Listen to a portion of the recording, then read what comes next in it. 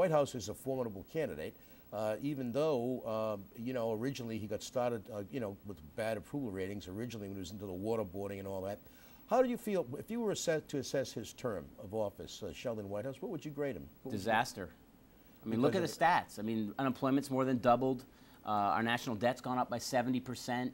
You know, he's voting for, you know, the COM Act to lower the volume on, you know, television sets during commercials, and the unemployment's skyrocketing. He seems to be completely out of sync with what's wrong with Rhode Island and America. What's wrong with Rhode Island and America is we don't have enough jobs. He has done nothing to create jobs or help job creators create jobs. And that's what a senator needs to do. Where is Barry Hinckley's headquarters? If someone wanted to volunteer, where do you have? We're down in Newport. I've got a couple great plans for some headquarters here in Providence that we're working on, something really exciting, and I'll give you the break when I announce them. Something really. I'm honored. Yeah. Come on, buddy. You know, Okay. I always go to you. Honored. All right. So you're going to be opening your headquarters, and how much money do you want to raise? About $3 million minimum. I want to raise 5. I mean, I've said I want to raise 10. My stretch goal. You always have to have a stretch goal. And if this thing ignites nationally, like I think it's going to, you know, we make this a real national race. Well, he has a Sheldon Whitehouse would be a target of the Republican Party if, in fact, you know, you were the only candidate. That's for sure. But he's raising money hand over fist. You've got a lot of catching up to do. Think about it. He's been in there 5 years. He's got $2.2 million. If you break it down by the month, he's not raising a lot more than I am, month by month, right? And so he's going to speed it up probably as we get closer, but so am I. And I guarantee you, buddy, I am a professional dark horse. I started in last place. I had 120 competitors when I started my software company. It's now #1.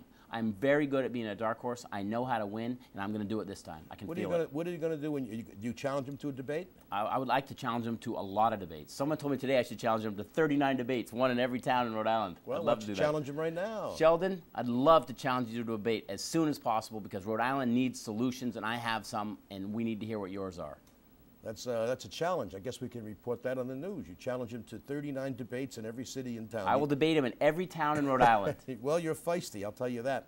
Do you think that, now, do you have any idea as to when you will be going on television and radio and all that kind of stuff?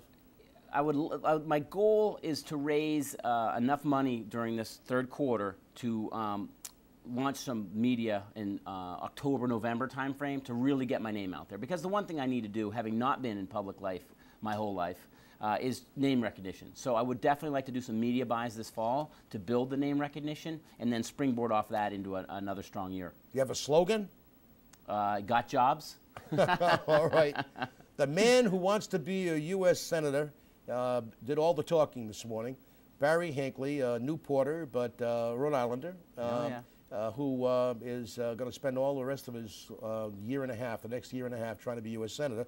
And it gave me some information that I didn't know, and that is that you met with Cianci, and Governor Cianci said he's definitely not a candidate for U.S. Senate. That's a surprise, to me anyway. I thought he was considering it.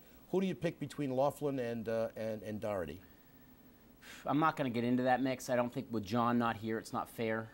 We need to get him back from Iraq. He's serving his country right now, and let's get him back, and let's see how they square off. Okay. Is Doherty a good candidate? No, I don't know that much about Brendan. I see him at the events. We've talked a few times. I mean, obviously, I have a lot of respect for his record, of service. Okay. You run into him on the campaign trail? I do. Okay. All right. That's it for this morning. Thanks very much for being with us. Thank you, buddy. You have a wonderful Saturday and Sunday.